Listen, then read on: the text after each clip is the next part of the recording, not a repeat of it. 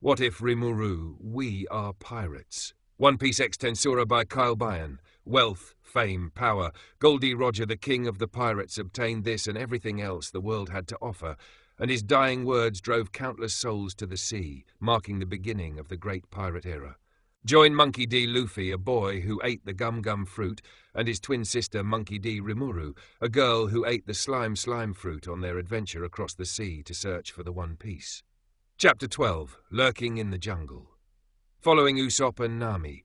After a certain volcano erupted, Brogy threw his food into the fire and charged into battle. As soon as the battle began, Usopp was in awe and immediately admired the might of the giants. Whoa! What an incredible fight. Every one of those attacks is aimed at a vital spot. Just one slip-up from either of them, and that's it. They're dead. These guys have really been fighting to the death for 100 years? That's got to get old. This is a good thing. This is our chance to get away. Let's go. Just as Nami was about to leave, she noticed that Usopp was still watching the fight. Usopp? Amazing. They fight so seriously, and they don't even know why. This fight is getting really annoying, don't you see? This is an example of a real battle between real men. Say what? Usopp tries to explain to Nami their purpose for their battle of pride with an analogy, which Nami didn't understand and tried to leave again. Yeah, whatever. That warrior stuff doesn't interest me in the slightest. Are you coming? No, I'm still watching this. This is my ultimate goal, this right here, to be a brave warrior like each of these titans. Someday, I will be a proud warrior of the sea. Nami stared at Usopp and realized she couldn't change his mind. She then sat on a log and watched the fight. So what you're saying, then, is that you want to be a giant? Usopp was surprised by Nami's question and got angry at her. Moron. Did you even listen to a single word I said? Hey, Usopp, isn't there something you're supposed to be watching? Nami successfully changed the topic of their conversation and calmed down Usopp. If there is a village with warriors like these two, then I really want to go there someday. As they are busy watching the battle, two individuals snuck something into one of the barrels of alcohol before leaving without a trace. After the battle had ended, Brogy grabbed some of the barrels and gave them to Dory. After Dory had left, Brogy grabbed some leather and started repairing his axe. Hey Brogy, can you teach me how to be a brave warrior of the sea? Brave warrior of the sea? What's that exactly? Usopp and Nami sat down in front of the giant to continue the conversation. I'm talking about you guys. What I really want is to be like the two of you someday. Brogy raised an eyebrow in confusion. You want to be a giant? Pfft, you hear that? That's not what I meant. I want to be a great warrior. I want to be brave and proud like the others from Elbaf. I see. You know, in Elbaf, even though our lifespans are much longer than yours, we still think about how we die. We know everything we have and everything we are will one day cease to exist like everything else.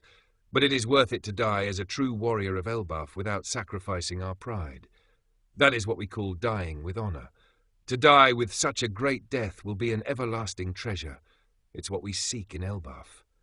Usopp's eyes were glittering with amazement and admiration. Usopp, so pride is your treasure. That's great. I've decided to learn from you. From now on, I'll call you Master. Huh? Meanwhile, Dory returns to his home where Luffy and Vivi were amazed by the battle. Luffy, battle was awesome. Yeah. Thanks for the compliment. Just as Luffy and Dory were talking, Vivi noticed the barrels that Dory had. Mr. Dory, where did you get those barrels? These? Brogy apparently has guests with him, and they gave him some alcohol. He gave some of it to me, since it's been a while. Guest? It must be someone from my crew. Yeah. That's interesting. So Brogy's guests are friends of yours, then? I saw a goofy-looking guy with a long nose and a woman there.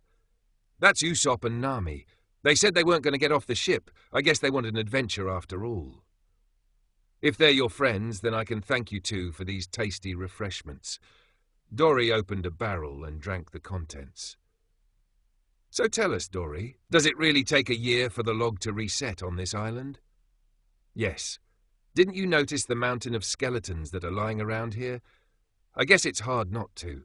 The people who come to this island tend to die before their logs are reset. Some become dino food, while others die from disease, heat, thirst, or starvation. Others are killed because they stupidly attacked us, but whatever the case, they all die here somehow. An entire year just seems to be too long.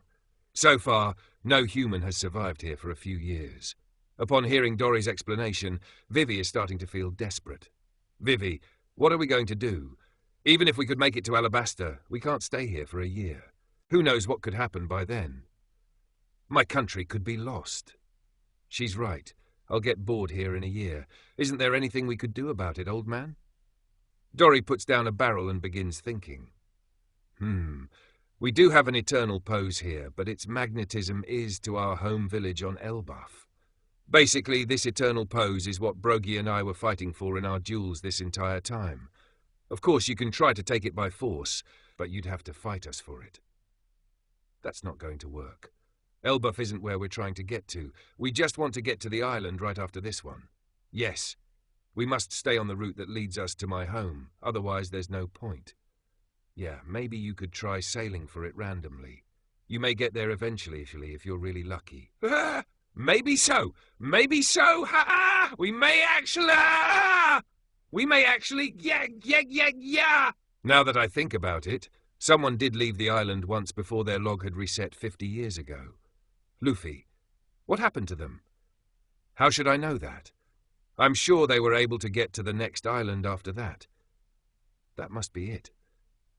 As the two are laughing at the possibility, Karoo was compelled to laugh too, but noticed that Vivi was getting more and more upset and kept his bill shut. After a while of laughing, Dory felt immense pain as an explosion occurred from inside him, damaging his organs. Dory collapsed from the pain, leaving the trio in shock.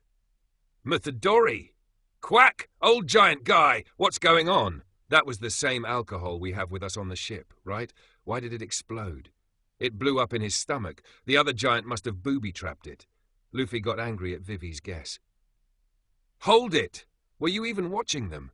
They fight their duels honorably. There's no way he'd do that. Then who did do it? Dory. It's you, little strangers. Dory got up and grabbed his sword. The giant glared at the two with immense anger. It wasn't Brogy. No way. No warrior from Elbaf would dare, so who else is there to suspect on this island? Karoo immediately fled in terror. Let's get out of here. There's no use talking to him right now. Running won't do us any good. Luffy tossed his hat to Vivi and began doing some stretches. Hold on to this and stay back. You're going to fight Dory? Yeah, I don't want to, but we have to settle this. Luffy got into a fighting stance and got ready to fight the giant in front of him. Vivi, don't do it, you guys.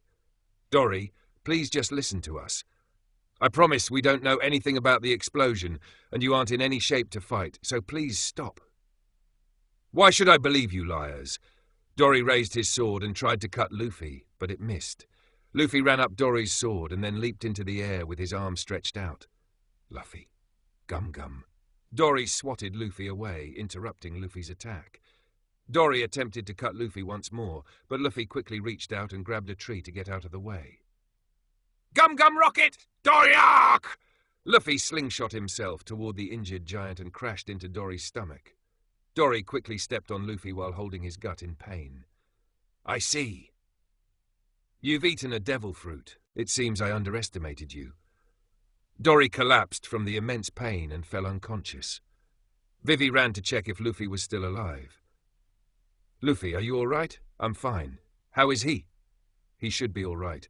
You were certainly right about fighting. He certainly is calmer now.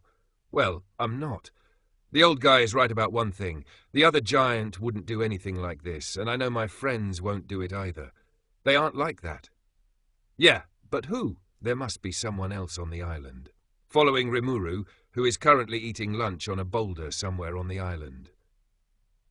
Man, Sanji's cooking is really the best. It looks like I've eaten at least one of every dinosaur species on this island, and there aren't any carnivores gutsy enough to fight me. That's a shame. After eating, Rimuru begins pondering to herself on what to do next. Now what to do? I have probably stored enough meat to feed us for at least a month, so I'm done hunting, and I've explored every nook and cranny with my slime form. Rimuru then remembered the two presences she detected earlier and used her observation haki, but couldn't find them. I can't sense their presence anymore. They must be somewhere else on the island. Well, they'll show up sooner or later, so I'll just take a stroll. Elsewhere, Mr. 5 and Miss Valentine are walking in the jungle after leaving Brogy's home. They've reached a small hut that seems to be made of wax. They entered the wax hut, and they were greeted by a man with a unique hairstyle and a little girl. "Oh, hello, Mr. 5. Back so soon? I'm impressed. Oh, how you can turn a savage environment into a home. Anyway, we've finished the job you asked us to do, Mr. 3. The man who is known as Mr. 3 poured tea into cups. Excellent work. Now that we've succeeded in confusing our enemy, they're no doubt wondering about the mysterious bomb we've delivered and the identity of their invisible enemy. Mr. 3 then offered the others tea, which Mr. 5 and Miss Valentine accepted.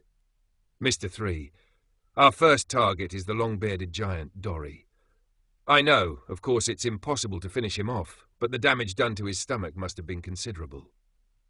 Now we can simply enjoy our tea and relax while we wait for the next duel to start. Mr. 5, so we stay in the background and let the giant take out the injured one? Yes, that's exactly right. That's certainly an indirect method. Again, you'd have to consider your enemy. Warriors like these operate in much of the same way as beasts, intimidating in a head-on fight but too dumb to think about their immediate circumstance. So why bother attacking them directly when we can attack them indirectly? Mr. 3 then noticed his partner staring at the tea on the table. After a moment of silence, Mr. 3 sighed and gave the girl her tea. Mr. Why can't you just get the tea yourself, Miss Goldenweek? And just what are we supposed to do with the Straw Hat Pirates? Straw Hat Pirates? Oh, you're talking about the brats who found out the boss's secrets. Mr. 3 then brought out a picture of Vivi and drawings of Zoro, Luffy, and Rimuru's slime form. We can start by capturing them one by one, and it doesn't matter in what order. However, I'm honestly confused about this one. Mr. 3 picks up the drawing of Rimuru's slime form. Mr. 3, is this supposed to be jelly, or some sort of candy? Why would they add a strange drawing as part of our targets? Hey, Mr. 3, refill. Mr. 5, Yal, you're up. Miss Valentine, more please. The 3 Baroque Works agents held out their teacups while waiting for a refill. Mr. 3, can't you savages take some time to actually save a tea? Just as Mr. 3 was about to pick up the kettle, a volcano erupted. Ah, just in time. It's time to begin the operation. Back to Usopp, Nami, and Brogy. As the 3 were talking, a volcano erupted, catching their attention. Well, that's the signal. Brogy finished up repairs on his axe and stood up. It's really been active today. Huh? You're really going? But your wounds from the last battle haven't healed. Please. Dory can't be doing any better than me. A few scratches won't take me out of the duel. That would surely make me a poor excuse for a brave warrior. Brogy stood up and grabbed his weapon. Go, Master Brogy. Go and show this guy your might. Gabba-ba-ba-ba! You bet, Usopp. I'm going to beat him for sure this time. He doesn't stand a chance. Brogy began marching into battle with Usopp cheering him on. Nami, why do they continue this pointless fight? How can you say something like this is pointless? Brogy is a brave warrior, just like I'm going to be someday. You have no right to say anything, you idiot. Right now, I'm thinking about going back to the ship. We can't wait for a whole year. There's no freaking way. It's completely unacceptable. We need to get everyone back to the ship and come up with a plan.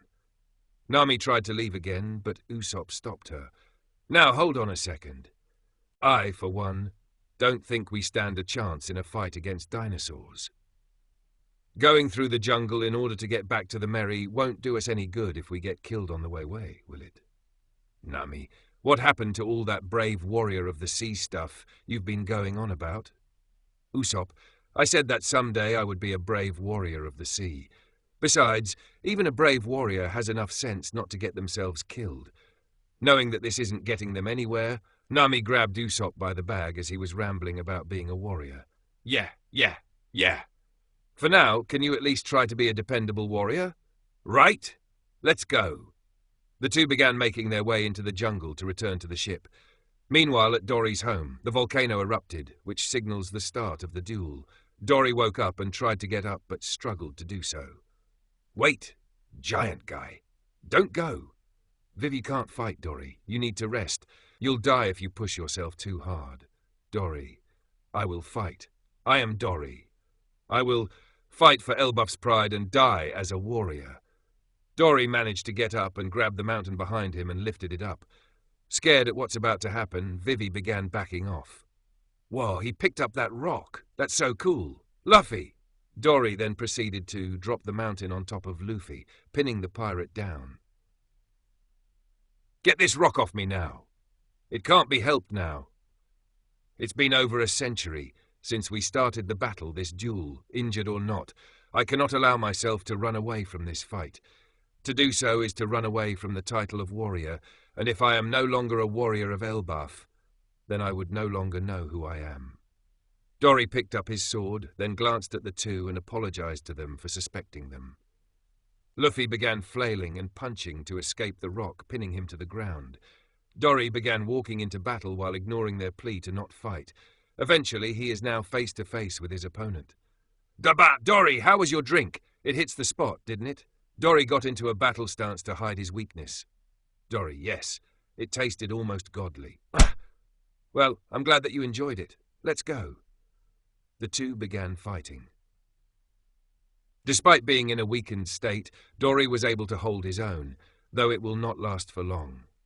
Meanwhile, Zoro is wandering around the jungle completely lost. "Zoro, this isn't good. I'm lost. Though this tree looks familiar, but it's kind of hard to tell in this place." As he was trying to figure out how to get back, he noticed someone familiar and approached them. "Oh, hey, it's you. Seems like I got lost. It looks like you've got some pretty good timing. I'm not sure what I was going to do. So what are you doing in this area anyway?" As Zoro got confused about why the person he's talking to hadn't responded, he was assaulted. Elsewhere, Karoo kept running until he eventually stopped to catch his breath, then began drinking. "Hey, isn't this the ugly bird that the princess is always hanging around with?" Karoo spat out his drink in surprise. "Yeah, it is." Karoo turned around and began trembling in fear as Miss Valentine and Mr. Five were standing behind him. "Karoo! Quack!" Karoo tries to leave, but he is immediately captured. Chapter 13, Wax and Revelation. Following Usopp and Nami. After leaving Brogy's home, they were immediately spotted by a dinosaur, and they began running. "Usopp! Ah! Oh crap, it's another dinosaur! Get away! Get away! Get away! Get away! Get away! Get away! Get away!" Usopp ran so fast that he outran both Nami and the dinosaur. Eventually, they ran into Luffy and Vivi at Dory's home. "Luffy! We're glad we finally found you. We need to get back to the ship and we punched Usopp in the head." "You jerk! You almost left me behind to be dino food." "Enough about that. Help me get out of here." "What happened? How did this happen?" Vivi gave Nami and Usopp an explanation of what happened and guessed that someone tampered with the barrels. "No way. They exploded inside the guy. If he is injured that badly and he still ran off to fight. This is horrible. Those two have been fighting as hard as they can for a century and always end in a draw. Plus, their duels are fought with the most honor and pride in the whole world. There's no way they can settle it once and for all like this." "Vivi, who could have done something?" Nami began pondering about what happened and formed a theory. "Is it possible that the explosion was supposed to target us?" "What do you mean?" "You said that Baroque Works is after us for helping you. Then it's possible they tampered with the alcohol to kill us while we're out at sea, and we just happened to accidentally give the alcohol to them." "Vivi, if Baroque Works followed us here, then it all makes sense. If that's true, then there must be agents on this island right now. We should go. We are in great danger." As they were talking, they saw Brogy cutting down Dory. Luffy began flailing in frustration after witnessing Brogy's unfair victory. "Luffy, who was it? Who did this?" Usopp got really furious at the people who interfered with the duel, ignoring his own trembling legs. "I don't know what we're dealing with here, but I'm going to take care of this myself." "I'll come too, Usopp." "Good. Having you along with me will be reassuring. I can't really help much, but I'll see if I could find Rimuru so she can help. None of you are going anywhere. The group looked in front of them and saw Mr. Five and Miss Valentine. Mr. Five threw Karoo towards the crew. You can have him back. We don't need him. Miss Vaha! Kia ha ha! Vivi was shocked to see that Karoo was covered in severe injuries and rushed towards her duck. Why you? Wait, who are these guys? They're Baroque Works agents. Karoo never did anything to you. Why did you have to do this to him? Mr. Five began explaining why Karoo was with them and how they no longer needed him, which made the crew angry at the duo. Kia ha ha ha! What a dumb bird. I'll kill you!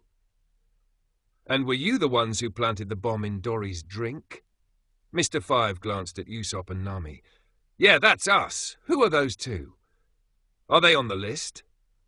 No, but they're clearly friends of them. Let's just get rid of them. Usopp and Vivi tried to fight the two agents. Mr. Five launched a booger bomb at Usopp, then followed up with a heavy crash from Miss Valentine, which knocked him out. Nami tried to take Vivi to safety, but the two of them were immediately captured. Miss Valentine held Nami hostage while Mr. Five grabbed Vivi by the throat without choking her. Miss Valentine, so what should we do with this one? Mr. Five, no clue, but we should ask Mr. Three first. Let them go. Luffy tried to pull himself free when Mr. Five picked his nose and flung it at Luffy, which blew up. Mr. Five then approached Luffy after realizing he was still alive. You shouldn't have gotten involved with Baroque Works, you wannabe pirates. I don't know if that blast of water is the work of your crew or not, but it's all the same. We've already captured your swordsman friend. Luffy, so you caught Zoro? In that case, you're in more trouble than I thought. Mr. Five, let's see how big you talk after my kicking bombs blow your face off. Mr. Five began kicking Luffy over and over. Luffy! Luffy! No! The two agents began leaving, dragging Nami and Vivi with them. Somewhere near the Giant's duel, Mr. Three and his partner were having a picnic while waiting for the battle to end. Munch! He keeps fighting. Mr. Three, he certainly is stubborn, that Dory the Blue Ogre. Well, I should lend some assistance. Mr. Three's hair burst into flames and sent out wax. Dory slipped, which gave Brogy an opening. Brogy swung his axe to deliver the final blow and defeated Dory. The ground trembled as Dory collapsed. As the duel was over, the duo began cleaning up the picnic when something caught Miss Goldenweek's attention. Hey, Mr. Three, I think I heard something. Mr. Three, ha ha ha ha! Probably some animal yelping helplessly in the jungle. How amusing, ha ha ha ha! Well, I guess we should carry on with the mission. Mr. Three and Miss Goldenweek began walking toward the giant. Moments after Mr. Five and Miss Valentine left with Vivi and Nami hostage, Luffy and Usopp had regained consciousness. Luffy, Usopp, they have to pay for this. Hell yeah, those jerks. They'll have to pay. Karoo, who also regained consciousness, approached Luffy and began trying to dig him out. Luffy, you can't take this either, huh? Quack! You look like you could use a hand. The three looked in the direction where the voice came from and saw Rimuru with a serious look in her eyes. Rimuru! Quack! Tell me, what happened? Meanwhile, Brogy, who is standing over his fallen foe, is panting from exhaustion. 73,467 jewels, 73,466 draws, and 1 win. Brogy dropped his axe and shield, happy that he finally won, but also grieving for his friend. Tears began flowing down his eyes. Are those tears of joy? Brogy suddenly heard a voice which snapped him out of his tears. He turned around and saw Mr. Three and Miss Goldenweek. Mr. Three, I doubt that happiness will last long. For now, I offer you my congratulations.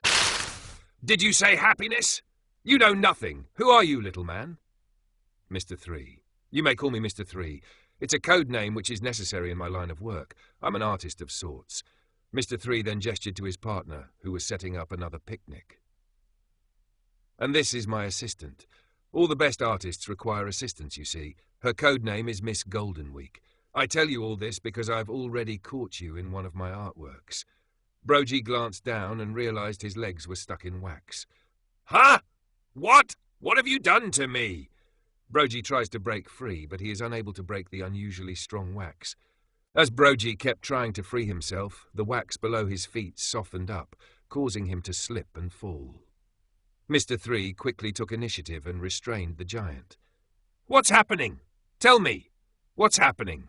Of course, that's lost on you, because I'm going to create a work of art with your assistance." Brogy tries to break free only to fail. The attempt amused Mr. 3 as he began taunting Brogy and told the giant that he interfered with the duel.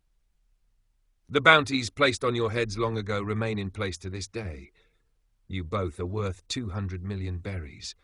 It's quite a handsome sum." "Bounties?" Mr. 3, "Big bounties. I feel like I've uncovered a long-lost treasure."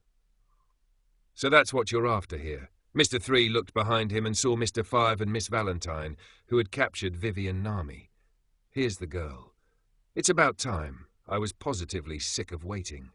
Vivi, you're full of nothing but dirty tricks. Putting a bomb in Dory's drink is really low." "What? You did something to the drinks I gave Dory?" Brogy then recalled how Dory seemed unusually weak before the duel as he realized what had happened. Despair came over him. "Mr. 3, you two are annoying, giving away our secrets like that." Mr. 3 then realized that Nami was with them. "Wait, who is she?" "We don't know. All we know is that she's with the Straw Hat crew. So we brought her here to you to know what we should do with them." Mr. 3, "Well, it doesn't matter. We can kill her with the princess and the swordsman, so bring him here." Mr. 3 launched wax and restrained the two women, then created a giant cake-like sculpture with lit candles. The three were then placed on the pedestal of the sculpture. Mr. "Idiots like these should have been easier to catch. I should have caught them the first time." Mr. 3, "No need to be ashamed. You can't help the fact that you're weak." Mr. 5, "I ain't weak! Someone attacked us from behind." Yes, whatever you say." "So what happened to the one with the straw hat?" "No need to worry about him. He didn't put up much of a fight. The structure on top of the sculpture began spinning as Vivi and Nami tried to get out, but they weren't strong enough to break free. Zoro tries cutting with his swords, but the wax is too hard and the sword only left a small scratch. I guess this is what it feels like to be a candle stuck on the birthday cake. Why is that thing spinning?" Vivi then noticed white particles falling from the sky. Something is falling. Mr. 3, "Ha! I do hope you enjoy my candle service. As you have noticed, the wax flakes fall from above, yes? You'll eventually be covered in it and be turned into wax figures. You'll become perfectly lifelike statues for my collection, something even I couldn't achieve on my own. I will literally capture your spirits, encased forever in a wax shell. It will be a true masterpiece. You will die for my art." "I don't think so, you freak. I have no interest in dying in what you consider art. Hey, Brogy, why are you lying there doing nothing when you could be beating the crap out of this candle guy?" "Well, he is going to make one huge statue. You can try to convince him, but your efforts would be useless. He's a little blue at the moment. You see, he just realized how unfairly he won his last battle, and he lost his heart to celebrate. He killed his dear friend Dory, who he fought for 100 years. Dory was injured, but he didn't notice. Just imagine how much pain Dory must be in, and that he didn't stand a chance." Mr. 3 glanced at Brogy and continued taunting the giant. "Mr. 3, you did shed a few tears, didn't you? Ha ha ha ha, there's no use. There's no undoing it. He's dead, and it's all your fault. Ha ha ha! I should have seen it. I knew something strange was going on. From the moment we began fighting, I knew Dory was hiding something, but I couldn't tell what it was." Mr. 3, You said that you knew? You're lying.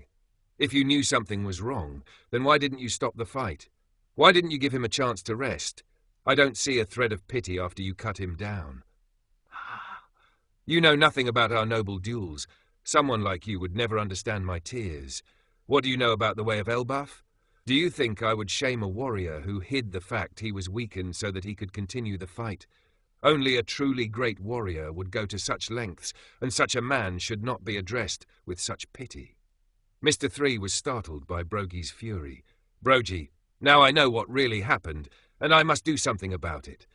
I'm going to end you with my own two hands. Fueled by rage, Brogy is attempting to break free, which caused the wax to break.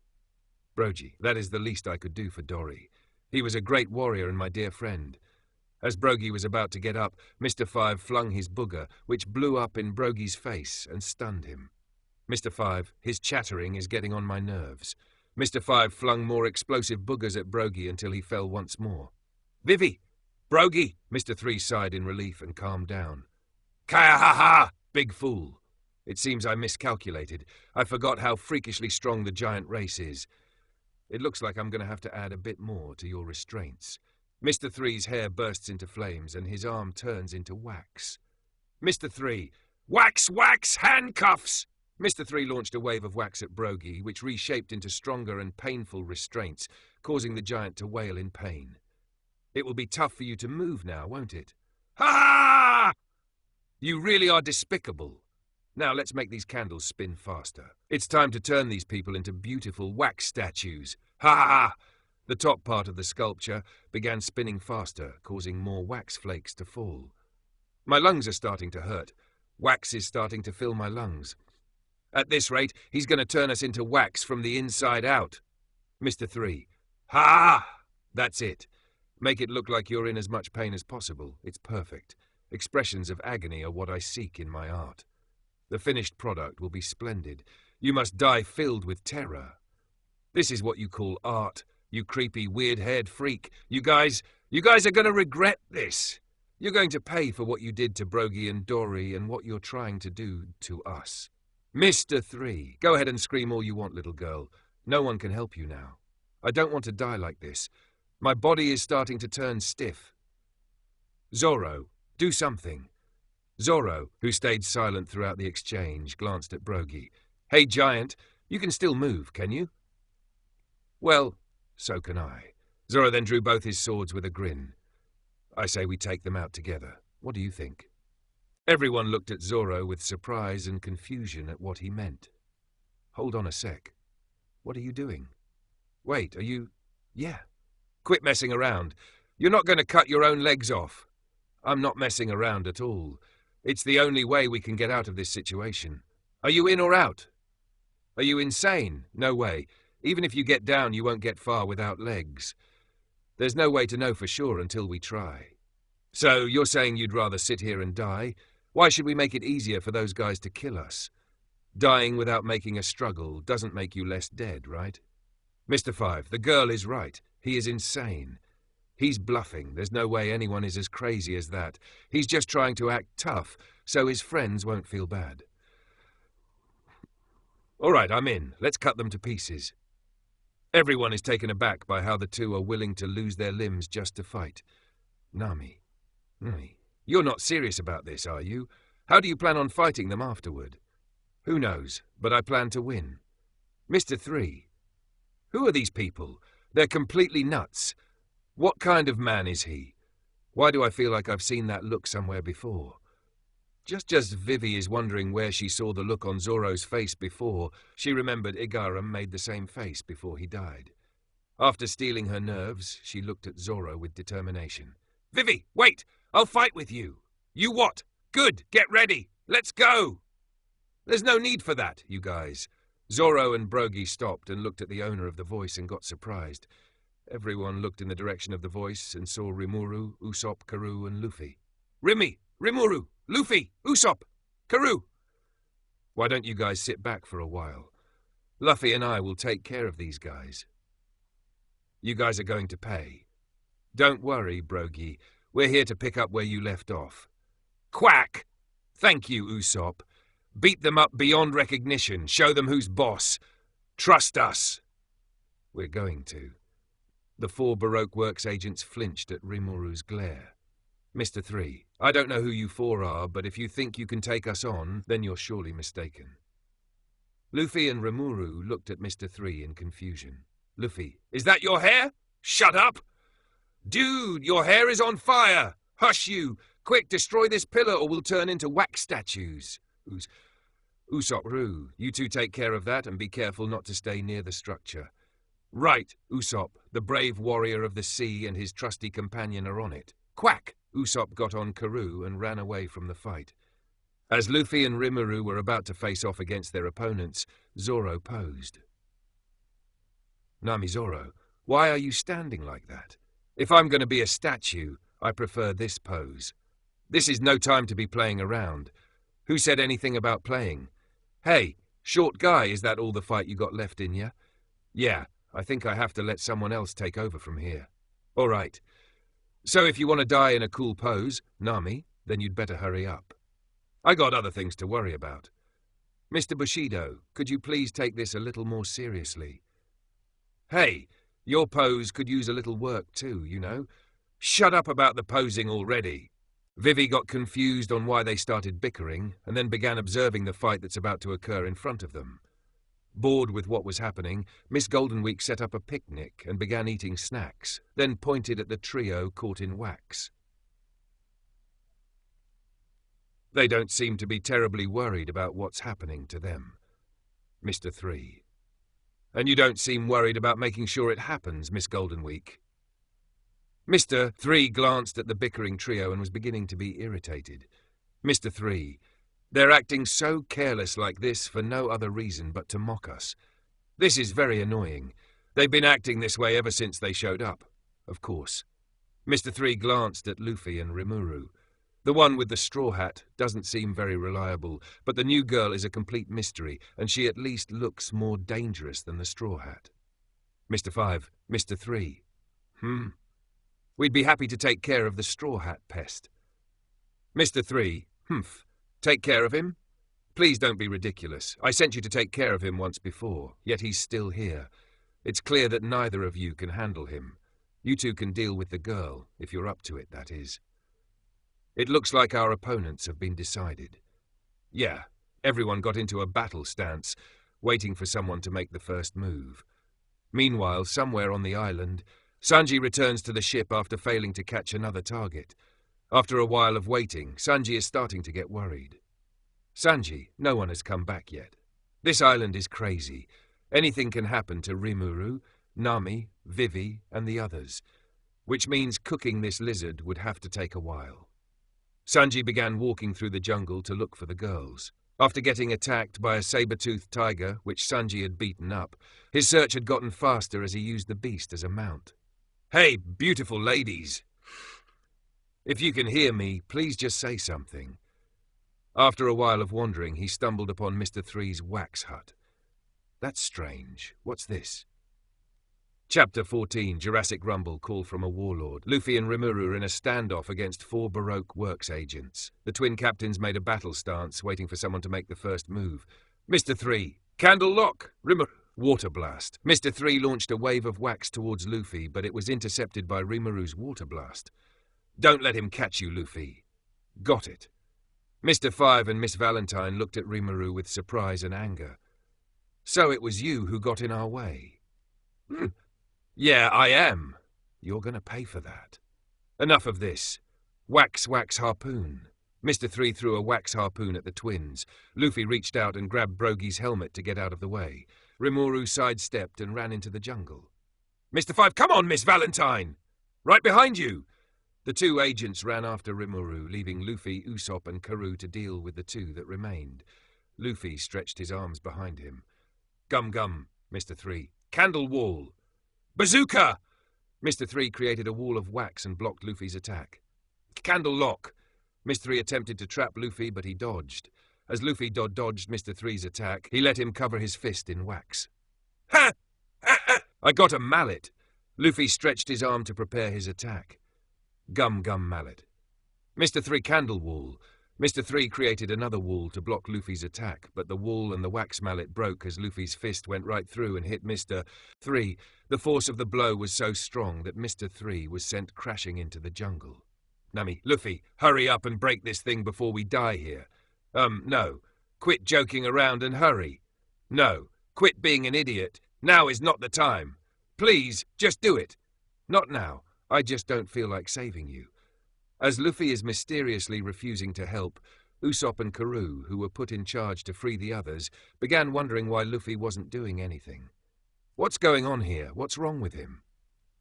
Usopp began racking his brain, trying to figure out why Luffy wasn't moving. Miss Golden Week is responsible. Wait, you mean the girl? It's my colours trap, Betrayal Black. If you touch the paint, you'll want to betray your friends no matter what they might say, even if they beg and plead for help. What's she talking about? Yeah, can you explain? She's a painter. She uses paint to create different emotions, and each colour is a feeling. Her sense of colour is so complete that she can manipulate her mind. Just a splash of one of her colours, and you'll be under her control. So that's what's going on. Let's get him out of there, Karoo. Quack! Usopp and Karoo ran to Luffy and dragged him out. Huh? What just happened? I was acting very strange. Never mind that. Just focus on keeping the enemy off our backs. I already have a plan to save them. Right, leave it to. As Luffy was about to go and fight Mr. 3, Miss Golden Week painted something on his back. Ah! Never mind, I just want to laugh. Everyone, what's wrong now? Luffy flopped to his stomach while laughing, revealing a yellow mark on his back. Miss Gold, colours trap, laughter yellow. You should not step out of the circle. Luffy, take off your shirt. I want to, but I just want to laugh. Ah! I got this. Usopp got off Karoo and removed Luffy's shirt. Jeez, what's going on? I felt weird again. Karoo, you go and stop that girl from painting. I'll handle freeing them. And Luffy, you just keep me safe from any bad guys. Right. Quack. Karoo began running towards Miss Golden Week. Paint trap. Red of bullfight. Karoo started pecking the ground with a red mark. During bullfights, the bull can't resist the urge to attack the colour red. Usopp, special attack, double lead star. Usopp launched 2 balls of lead, destroying Miss Golden Week's painting tools. Usopp attack, egg star. Usopp then launched eggs at the red mark and smudged it. All right, Karoo, drive her away. Quack! Ah! Karoo began chasing Miss Golden Week all over the area. Mr. 3, that really hurts. Candle Champion. Luffy looked in Mr. 3's direction and saw that he was in a battlesuit made of wax. Mr. 3, it's time for you to die. Usopp looked at it in fear while Luffy had stars in his eyes. Cool! Why are you admiring him? Fight! Quack! Time to use your talent, Miss Golden Week. I need an extra special paint job for my armor. Eh? Miss Golden Week? Where did you go? She's right there. Usopp pointed at the girl being chased by a duck. She got herself into trouble? No matter. When I'm in this armor, I'm impervious to harm. It may be made of wax, but it's as hard as iron, and it fits like a glove. It's impossible for anyone to break. You don't stand a chance against me. Mr. 3 charged at Luffy. All right, gum pistol. Luffy stretched his arm back and threw a punch, but Mr. 3 deflected it. Mr. 3, champion fight, harvest field maneuver. Mr. 3 rotated the arms of his suit and launched a barrage of fists. Luffy got out of the way by leaping into the air, but Mr. 3 chased him. Gum stamp! Luffy tried to kick Mr. 3, but he blocked Luffy's attack. Mr. 3, nice try. The two began trading blows, but neither was taking damage. Not good. Luffy's attacks aren't working. Just as Usopp is watching the fight, he realizes that everything Mr. 3 used is wax, which can be melted by fire. Luffy, I've got a plan. But we need fire. Usopp, what are you planning? No matter how hard these things are, they're still wax, which means they can be melted by fire. No way, seriously. That's right. Mr. 3 charges at Luffy to continue the fight. It doesn't matter if you realize that now. There's no chance you'd be able to get a fire big enough to melt my wax before they die. Sorry, guys. This may be hot, but it's the only way to get you out. Usopp readies an explosive shot to melt the wax. Nami, wait, Usopp, can't you think of some other way to free us? Before Usopp could launch his exploding star, he was interrupted by screaming and a rumbling noise. Everyone looked at the source and saw Mr. 5 and Miss Valentine running out of the jungle behind Mr. 3, with a Triceratops chasing them. Ah! A dinosaur! A few moments ago, after Mr. 3 separated Rimuru and Luffy, Rimuru ran into the jungle while being followed by Mr. 5 and Miss Valentine. The two agents suddenly stopped after realizing Rimuru had disappeared. Mr. 5, where did she go? As they were looking for Rimuru, a semi-transparent blur came out of nowhere and struck Mr. 5 in the face, then retreated into the jungle. Nose fancy cannon! Mr. Five tries to retaliate, but the same semi-transparent blur struck his arm and caused him to fling his snot at Miss Valentine. Miss Valentine floated into the air to avoid the blast. "Watch it! Mr. Five!" As Miss Valentine was floating, she saw a pteranodon come out of the jungle and fly towards her.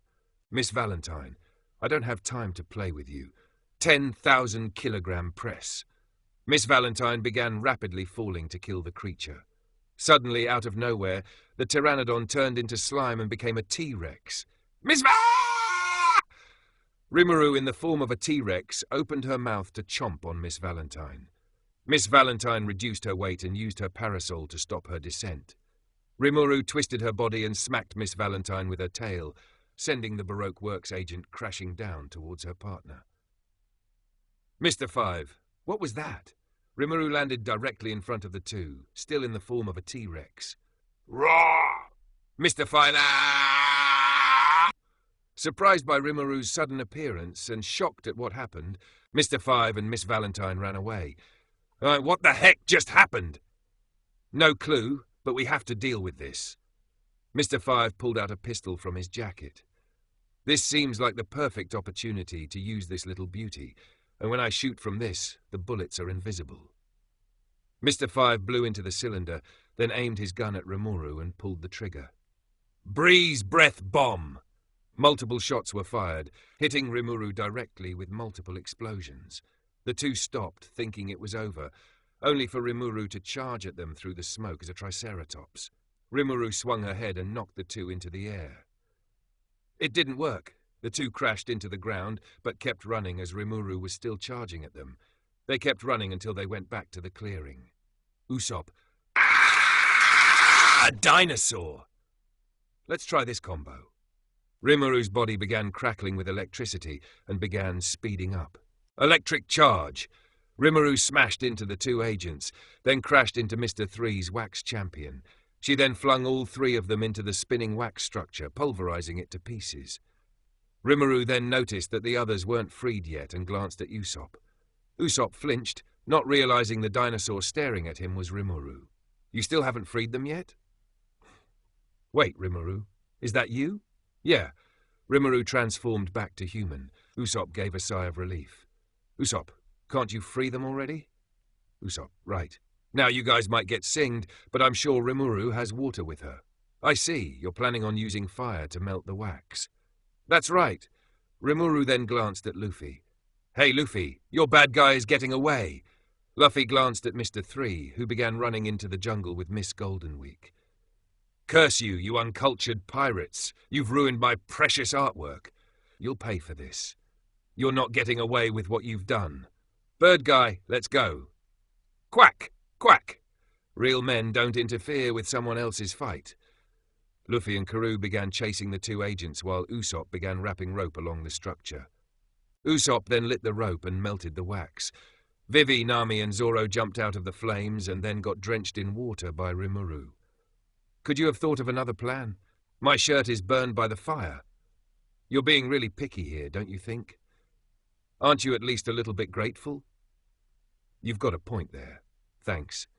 It's amazing. Rimuru, how did you do that?" "Oh, that's easy.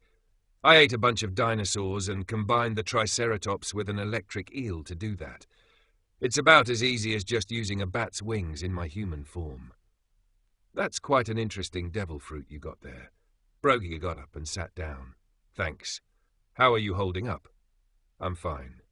Brogy glanced at Dory for a moment before returning his attention to Rimuru. "So now it seems that there are two foes left. Following Luffy and Karoo, the duo began running through the jungle to look for Mr. Three and his partner when they stumbled upon a horde of enemies. "Mr. Three, ha! So good of you to come. I've been expecting you. Welcome to my Wax Manor. What's going on?" "Just a little game of hide and seek. Can you figure out which one is me?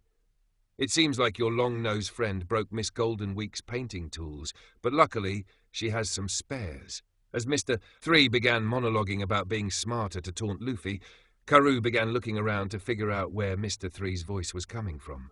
"Mr. Three, I am a Baroque Works agent. Every assignment given to me I see through to its end.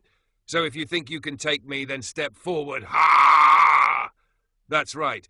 Just take a little step, and as soon as your back is turned, I'm going to kill you.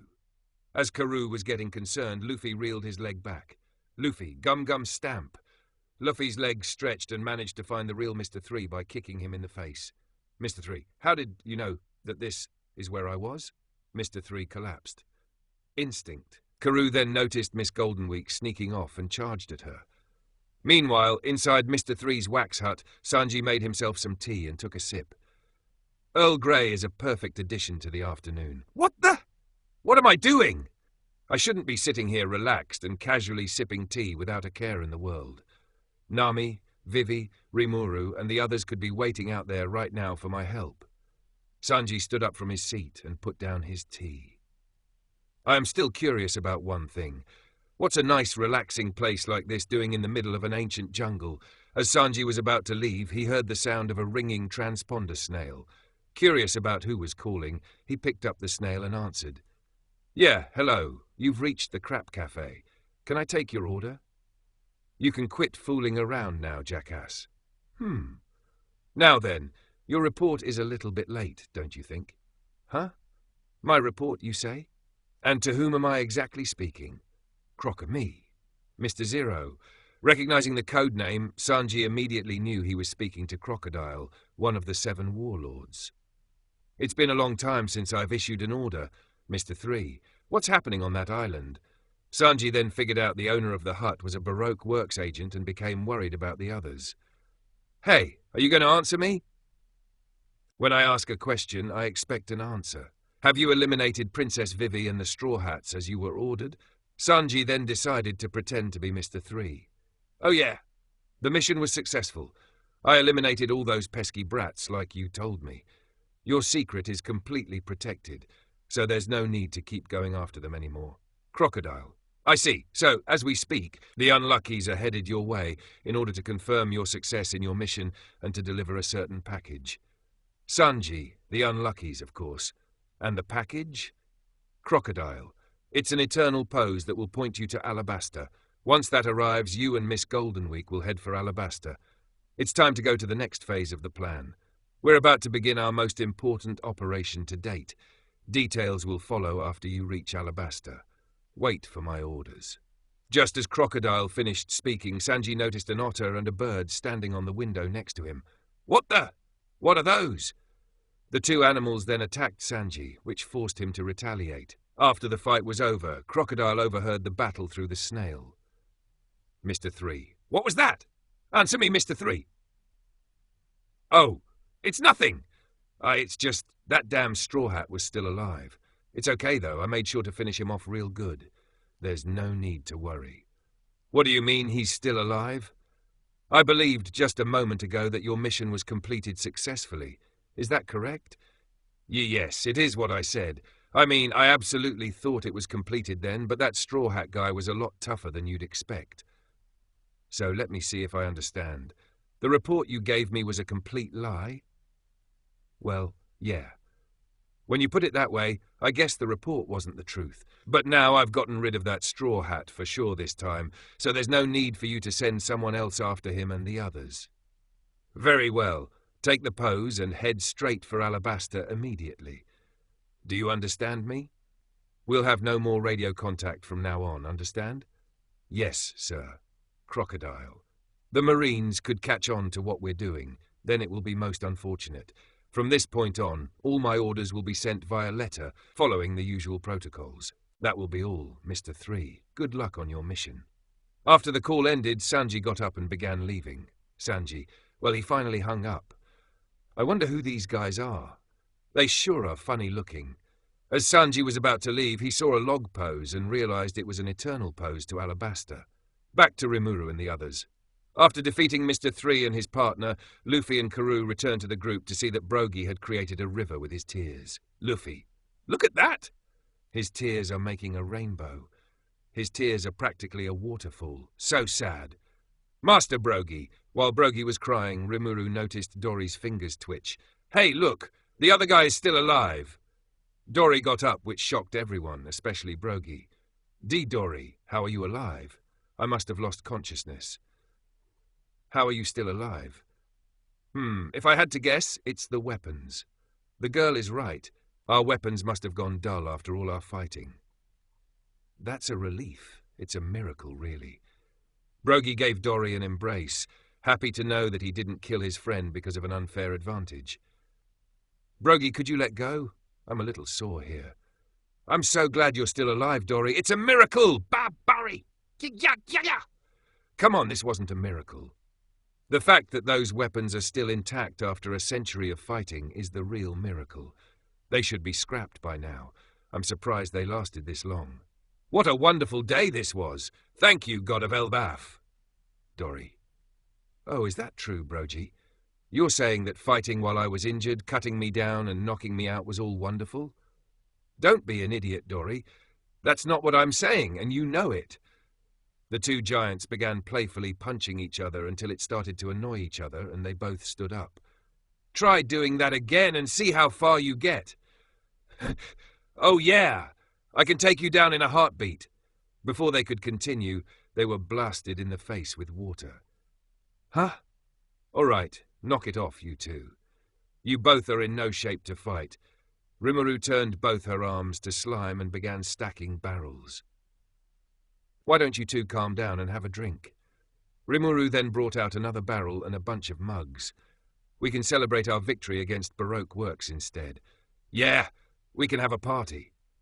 Chapter 15. Farewell, Little Garden.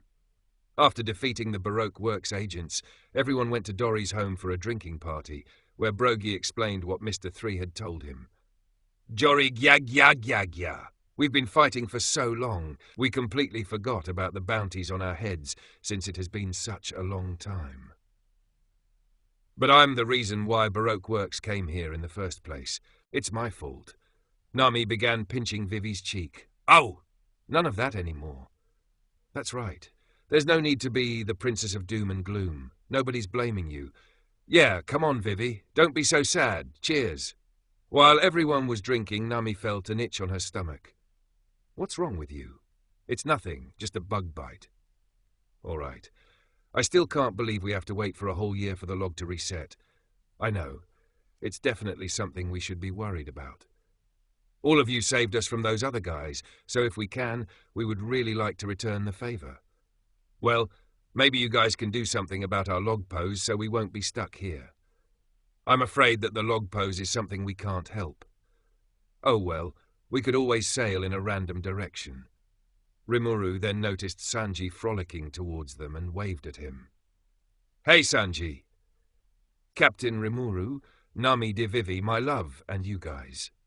Luffy, Sanji. Luffy waved at Sanji, but both Usopp and Karoo glared at him.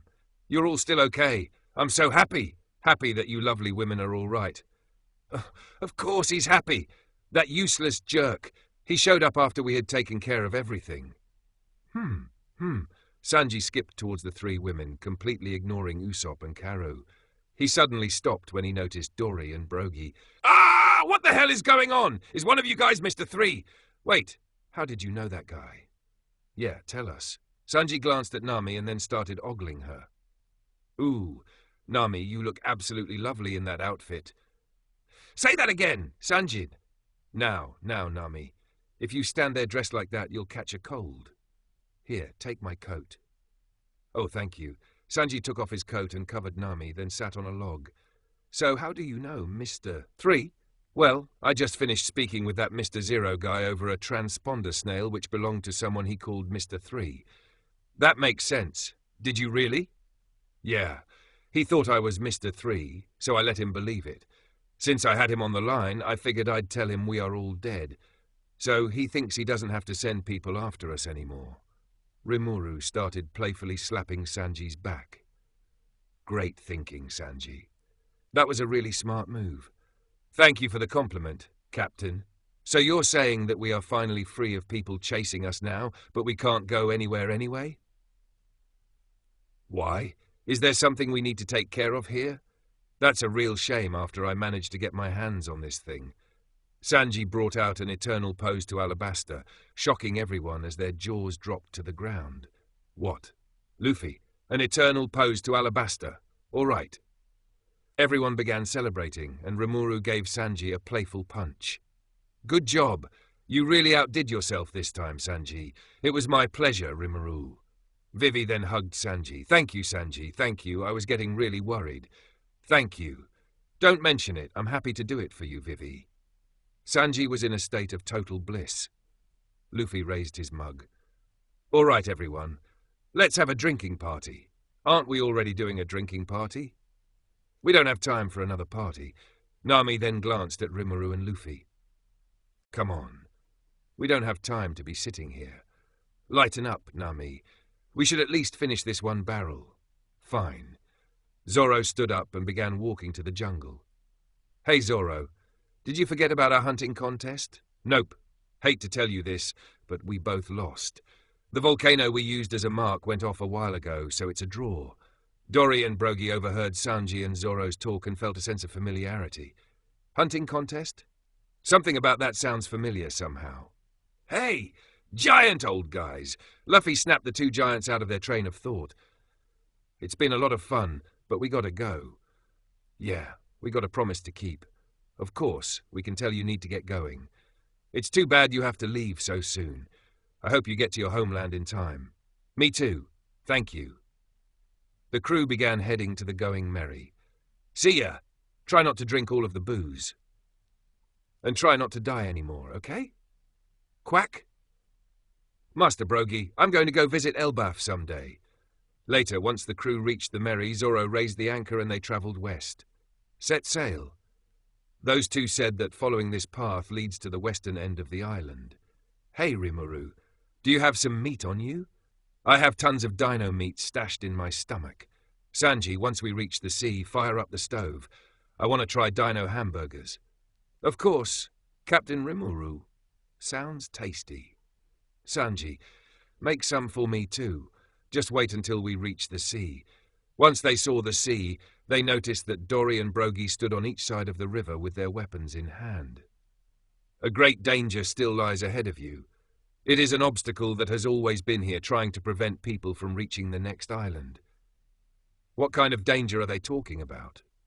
Dory, every one of you fought like true warriors in order to protect the pride of our duel. And because you're willing to do that no matter what enemy you face, we will never let them destroy your pride, friends. You must have faith in what we say. Go straight. No matter what happens, never change course, understand? Yeah, got it. Rimuru, we trust you. After they reached the sea, something massive began rising from the water. Quack! It's a monster! It's a giant goldfish. Hello, Island Eater. In the name of Elbaf, you will open the path. The two giants raised their weapons and began coating them in haki, grabbing Rimuru's attention. Rimuru ran to the back of the ship and saw the giants in a battle pose as the ship was entering the giant fish's mouth. What are those two doing? The only thing we can't pierce with these weapons is the great blood-stained snake. But together, our weapons form the most powerful weapon Elbaf can offer, the giant spear. As the goldfish closed its mouth, Rimuru used her observation haki to watch the giant's moves. Hakoku! The two giants swung their weapons so hard they unleashed a powerful shockwave, which also destroyed their weapons. Back to the rest of the crew. Everyone but Rimuru was split between those who wanted to turn around and those who wanted to keep going forward. Suddenly, they were pushed forward by a powerful shockwave, which not only saved them by punching a hole in the fish, but also propelled them far away. Everyone was amazed as they were sent flying through the air. Woohoo! We're flying! Wow! That move looks awesome! Friends, go! Good luck on your journey. After they landed back in the water, the crew began sailing off. After a while at sea, Nami suddenly collapsed, and they immediately brought her to the girls' bedroom. Vivi and Rimuru did their best to treat Nami while the men watched. Vivi, do you know why Nami got sick? Vivi, it's most likely the climate. It's quite normal. You see, some sailors in the Grand Line aren't used to the weather and can become quite ill. I see. Nami, is there anyone on the ship with the slightest amount of medical experience? Luffy and Usopp pointed at Nami, remembering how she treated someone for scurvy, while Rimuru raised her hand.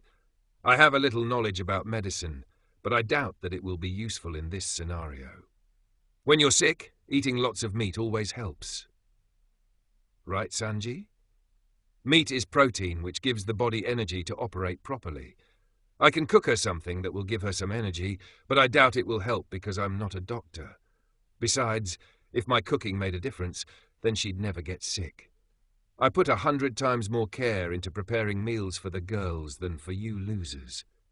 I serve Nami and Rimuru fresh meats and vegetables to ensure a balanced diet. Nothing that's remotely rotten or mouldy. I feed that to you. Jerk! Oh well, it still tastes good to me. Ha ha ha ha! My point is that as long as I'm this ship's cook, I can feed Nami better in terms of nutrition. I can do anything in the kitchen. Still, I do know that there are different kinds of food for different kinds of illnesses. But I can't make that call. She needs to be diagnosed by a doctor so they can tell us how to help her. Just feed her everything we got. Oh, shut up. She doesn't have the energy to eat. She's sick. Vivi used a thermometer to check Nami's temperature and was shocked at the result. 104 degrees Fas. This is bad! Usopp, there's bound to be doctors in Alabasta that could help, right?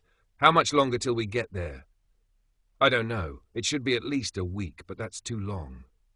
Nami, can you give me the log pose? Sure. Aren't we just overreacting? Isn't she just a little sick? I don't know. I've never been this sick. Morons, have you all lost your minds? Nami is really sick. She might have gotten a seriously dangerous disease that could kill her. Yeah! The three men and Karoo began panicking. Shut up! As Rimuru and Vivi tried to calm the guys down, Nami told Vivi to read a newspaper in her workstation. Usopp went to get the paper. Upon reading the news, Vivi was in a state of shock. The civil war in Alabasta had gotten worse. Nami, the uprising in Alabasta will escalate, and things will get ugly. That paper you're looking at is 3 days old. I'm sorry I didn't say something earlier. We can't change our speed, so I didn't want to worry you. There's nothing anyone can do right now. Do you understand, Luffy? Things are bad and are beyond our control. Close enough. Nami, look. You need to see a doctor. I'm fine. The thermometer must be broken. Nobody who's sick has reached 104 degrees Fahrenheit. It's probably just a case of heat stroke. There's nothing a doctor would do for me that time won't. Besides, we don't have time to hunt for one. We need to head straight for Alabasta. I really appreciate the concern. Nami stood up and left the room. Huh. She sure recovered fast. No, she's faking it. Hey, get your butts out here right now! After hearing Zoro calling, Usopp, Luffy and Sanji left the room to check what was happening. Vivi, who was still staring at the newspaper in despair, was startled when Rimuru touched her shoulder. Rimuru, Vivi, I know you're worried about Alabasta, but I'm more concerned about Nami. We're moving as fast as we can, but if her condition gets any worse, then I would have to prioritize her health. I'm sorry. I know that Luffy would too if he understands how diseases work. Rimuru left the room to check outside, leaving Vivi alone to think. After weighing her priorities, Vivi made up her mind and headed to the deck. Vivi, I have to ask you all a favor. As a passenger on your ship, it's not my place to ask this, but I have no choice. My homeland is in jeopardy of being destroyed, so I would really appreciate it if we could move a little faster. Every minute I'm out here puts more of my people in danger of losing their lives. We need to head to Alabasta at full speed. Of course we will. My captain made a promise. Nami, then it's settled. We need to stop on an island to find Nami a doctor. We need to get Nami healthy again. After all, we need her at the helm to move at top speed. Right. No one makes the ship move like Nami. I agree. Hold on. Won't finding a doctor for Nami take time the citizens of Alabasta don't have? That's right.